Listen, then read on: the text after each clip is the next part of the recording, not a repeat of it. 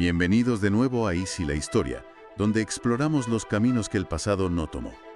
Hoy nos sumergimos en una de las grandes preguntas contrafactuales del siglo XX. ¿Qué hubiera pasado si la revolución cubana de Fidel Castro hubiera fracasado? Para ello vamos a dividir este análisis en tres partes. Primero, nos situaremos en el momento exacto en que la historia pudo cambiar. Después, exploraremos los efectos en cascada de ese cambio. Y finalmente, reflexionaremos un poco sobre el papel del azar en todo esto. Y es que lo fascinante de los materiales que hemos revisado es que, aunque uno podría pensar en las grandes batallas finales, las de 1958... Claro, la ofensiva final. Exacto. Pero no, los documentos nos empujan a un momento mucho anterior, mucho más frágil. No vamos a hablar de la victoria, sino del borde del aniquilamiento total. Nos vamos a diciembre de 1956. A un cañaveral. A un cañaveral llamado Alegría de Pío. Ahí es donde la revolución tal como la conocemos estuvo a un suspiro, literalmente, de no haber existido jamás. Me parece un punto de partida perfecto, porque para entender la fragilidad de ese momento, primero hay que pintar el cuadro, entender el polvorín que era la Cuba de los años 50. Y los datos, la verdad, son un poco contradictorios. Por un lado, vemos indicadores que no encajan con esa idea de una miseria absoluta. Cuba tenía una de las tasas de alfabetización más altas de la región, un 76,4%. Exacto. No era ni mucho menos el país más pobre de América Latina, pero sí era uno de los más desiguales y sobre todo corruptos. Y en el centro de todo eso estaba Fulgencio Batista. Que llega al poder con un golpe de Estado. Efectivamente, el 10 de marzo de 1952. Dinamita una democracia que ya de por sí era frágil. Y su régimen fue increíblemente brutal. La organización Archivo Cuba documenta al menos 1.588 muertes por motivos políticos bajo su dictadura. 1.588. Sí. Y convirtió La Habana en el gran casino del Caribe. Era una fachada de glamour, pero por detrás estaban los negocios de la mafia y del capital estadounidense. Ocultaba una podredumbre social muy profunda. Y en ese caldo de cultivo claro surge la figura de Fidel Castro. Su primer gran golpe de efecto, el asalto al cuartel Moncada en 1953. Que fue un desastre militar de manual. Un desastre absoluto, fracasa estrepitosamente. Pero es en el juicio donde demuestra su verdadero talento. Su discurso de autodefensa, la historia me absolverá, lo convierte de un rebelde fracasado a un símbolo nacional. Y es clave lo que proponía en ese discurso, porque, ojo, no era un manifiesto comunista. Para nada. Era un programa nacionalista, democrático, centrado casi por completo en restaurar la Constitución de 1940, la que Batista había desechado. Quería reformas agrarias, elecciones libres, o sea, ideas que resonaban con muchísima gente, no solo con la izquierda más radical. Y esto nos lleva a un primer momento bisagra, ¿no? Después del Moncada, Castro está en la cárcel, y en 1955, Batista le concede una amnistía. Un error de cálculo. Garrafal. Catastrófico. Uno de los análisis lo califica así, como un error de juicio catastrófico. A ver, si Batista lo hubiera mantenido en la isla de Pinos, el movimiento 26 de julio sin su líder, sin esa figura carismática... Se habría fragmentado. Muy probablemente. Se habría perdido en disputas internas. Pero Batista lo subestimó. Creyó que era un actor político más, ruidoso pero controlable. Le abrió la puerta. Y Castro, por supuesto, se fue directo a México a preparar la guerra. Exacto. Y en México todo se acelera. Reúne a veteranos del Moncada, recauda fondos como puede y conoce una figura que será decisiva, un médico argentino llamado Ernesto Guevara, el Che. El Che. Compran un yate de segunda mano, el Granma, y aquí la historia empieza a parecer casi una farsa trágica. El 25 de noviembre de 1956, 82 hombres zarpan en un barco con capacidad para 12. 12. La descripción del viaje en las crónicas es un infierno. El motor falla, el mal tiempo, casi todos mareados, vomitando. Es un milagro que no se hundieran. El plan original era desembarcar el 30 de noviembre. Sí, para coincidir con un levantamiento armado en Santiago de Cuba que había coordinado Frank País. Pero claro, todo sale mal. Todo. Llegan con 2 días de retraso. El levantamiento en Santiago ya ha sido aplastado. Han perdido por completo el factor sorpresa. Y para rematar, el 2 de diciembre, en lugar de una playa de arena firme, encallan. En un manglar. Un manglar espeso, traicionero. El desembarco es un caos absoluto. Hombres hundiéndose en el fango, perdiendo armas, municiones, el equipo médico. Desastroso es poco. Parecía una operación condenada desde el principio. Eran un grupo de hombres exhaustos, desorientados, mal armados y sin ninguna ventaja, y el ejército de Batista ya sabía que estaban allí. Y así llegamos al momento clave que apuntabas al principio. 5 de diciembre de 1956, 3 días después del desembarco.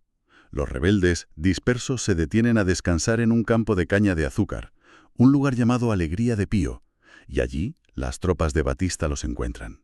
Y aquí es donde la realidad, lo que ocurrió de verdad, es lo más improbable de todo. Totalmente.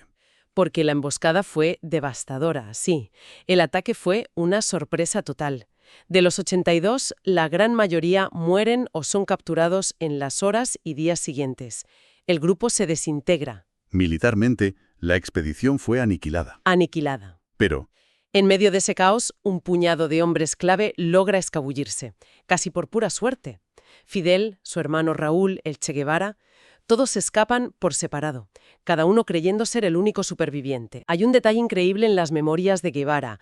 Herido en el cuello, se encuentra ante una disyuntiva. Tiene delante su maletín de médicos y su caja de municiones. Solo puede cargar con una de las dos cosas. y elige las balas. Elige las balas. En ese instante, como dicen las crónicas, el médico muere y nace el comandante. Es un momento fundacional. Totalmente. Durante semanas, estos pequeños grupos de supervivientes vagan por la Sierra Maestra, hambrientos, perseguidos, hasta que la ayuda de campesinos locales les permite reagruparse. Y es entonces cuando Fidel reúne a apenas una docena de hombres con un puñado de fusiles, cuando pronuncia esa frase que desafía toda lógica. Ahora sí ganamos la guerra. Ahora sí ganamos la guerra. Una declaración de fe casi racional en medio del fracaso más absoluto. Vale, esa es la versión casi milagrosa, la que ocurrió. Ahora vamos a construir la línea temporal alternativa, la más lógica, la más probable. ¿Qué pasa en Alegría de Pío en ese otro universo? En ese universo, la inteligencia de Batista es un poco más eficiente. La emboscada no es un ataque caótico. Es lo que una de las fuentes describe como una masacre quirúrgica. Quirúrgica. El cerco es metódico, letal. No hay escapatoria. Fidel Castro, Raúl Castro, el Che Guevara, los líderes del movimiento son abatidos en los primeros minutos de combate. El movimiento 26 de julio decapitado en su nacimiento. Exacto. El régimen de Batista anuncia una victoria total sobre una aventura comunista. Y no hay épica en la Sierra Maestra. Solo hay una noticia breve en los periódicos sobre 82 aventureros muertos en un cañaveral. Fin de la historia. Un final mucho más predecible. Si ese es el punto de inflexión, si Fidel y su núcleo duro mueren en 1956, exploremos las consecuencias. ¿Qué le pasa a Cuba? La oposición a Batista simplemente se desvanece. No, en absoluto. La oposición era mucho más amplia. Había otros grupos, como el Directorio Revolucionario Estudiantil, por ejemplo. De hecho, ellos protagonizan uno de los actos más audaces de la época, el asalto al Palacio Presidencial en marzo de 1957. Casi logran matar a Batista. O sea, la lucha urbana habría continuado. Habría continuado, sí, probablemente con sabotajes, atentados. Pero los análisis sugieren que esa oposición, sin la figura de Castro, habría permanecido fragmentada, ¿no? Eran grupos valientes pero con estrategias distintas, a menudo rivales entre sí. Y esa fragmentación es la clave. Sin un plan unificador, sin ese frente rural en las montañas que sirviera de símbolo, la situación habría sido muy distinta. Por eso, el escenario más probable que plantean los textos es que Estados Unidos, viendo la creciente inestabilidad en su patio trasero, Habría decidido intervenir. habría intervenido, pero no con una invasión. Apoyar abiertamente a un dictador tan impopular como Batista ya era insostenible para Washington. Entonces, ¿cómo? Lo más probable es que la CIA hubiera orquestado un golpe limpio, desde dentro del propio ejército cubano. Sacrificar a Batista para salvar el sistema. Exactamente. Reemplazarlo por una junta militar más presentable, proestadounidense, que prometiera elecciones en un futuro indefinido. Y que, sobre todo, garantizara la estabilidad para las inversiones americanas. Eso es, Cuba se habría consolidado como ese paraíso turístico desigual, una neocolonia de facto. Y las grandes reformas que definieron la revolución, La reforma agraria, la campaña de alfabetización. nada de eso habría ocurrido. La historia de Cuba sería la de un simple cambio de dictador, no la de un cambio de sistema. Espera, porque aquí es donde las ondas de choque se vuelven globales. Hay una consecuencia que se menciona en los documentos que me dejó helado. Sugieren que uno de los momentos más peligrosos de la historia humana, la crisis de los misiles de octubre de 1962, sencillamente no ocurre. La lógica es impecable. A ver, sin un gobierno revolucionario y radicalizado en La Habana, que se alía con la Unión Soviética. Sobre todo después de Bahía de Cochinos. Claro, sin ese aliado, Nikita Khrushchev no tiene ni el motivo ni la oportunidad de instalar misiles nucleares en la isla. El mundo no se asoma a ese abismo nuclear. Lo cual, a priori, suena fantástico. Evitamos el apocalipsis. A primera vista, sí. Pero los análisis proponen una paradoja fascinante. Esa crisis, con todo el terror que generó, tuvo un efecto secundario. Fue una lección brutal para ambas superpotencias. Les enseñó los límites. De una manera muy visceral, sí. De esa experiencia nacieron mecanismos de distensión, como el famoso teléfono rojo entre Washington y Moscú. Sin esa experiencia al borde del abismo, la Guerra Fría podría haber sido mucho más imprudente. Quizá la confrontación nuclear no hubiera ocurrido en Cuba, sino en Berlín o en Vietnam, en un escenario con menos reglas y una comprensión mucho menor de los riesgos. Es decir, que al no vivir esa experiencia cercana a la muerte, las superpotencias podrían haber actuado con una temeridad mucho mayor en otros conflictos. El efecto dominó es increíble. Y no se detiene ahí. Se habla del impacto en otros movimientos revolucionarios. Claro. Sin el ejemplo, y sobre todo sin el apoyo activo de Cuba en las décadas siguientes, y hablamos de entrenamiento, armas, incluso el envío de tropas, la historia de América Latina y África habría sido muy diferente. Los sandinistas en Nicaragua, por ejemplo, probablemente habrían sido aplastados sin el respaldo cubano. O Angola. O la guerra de Angola, donde la intervención de decenas de miles de soldados cubanos fue decisiva para derrotar al ejército de la Sudáfrica del apartheid. Esos eventos, que marcaron a una generación, cambian radicalmente, o directamente no suceden. Y la figura del Che Guevara.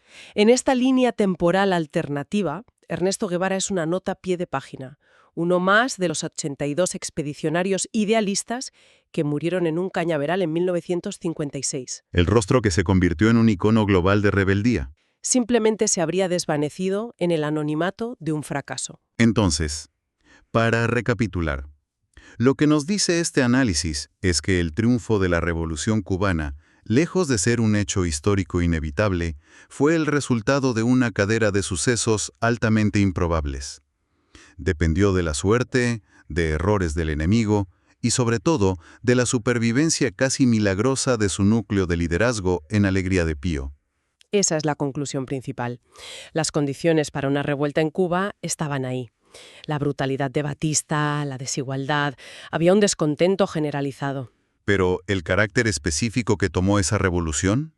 Su radicalización, su alineamiento con la URSS, su gigantesco impacto global.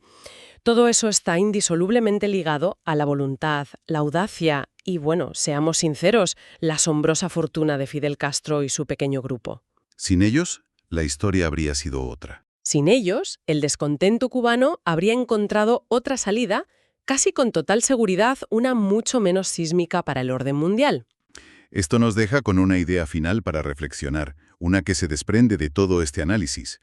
Los documentos sugieren que la historia más lógica, la más predecible, la que tenía un 99% de probabilidades de ocurrir, es precisamente la que no sucedió. El fracaso era el resultado esperado. El éxito fue la anomalía. Y esto nos lleva a una pregunta más amplia para pensar. ¿Cuántos otros grandes eventos que definen nuestro mundo actual son en realidad el resultado de una anomalía casi imposible? De una probabilidad entre 1 millón que, contra todo pronóstico, acabó ocurriendo? Y sí, la pregunta más fascinante de la historia. No olviden dar like y suscribirse.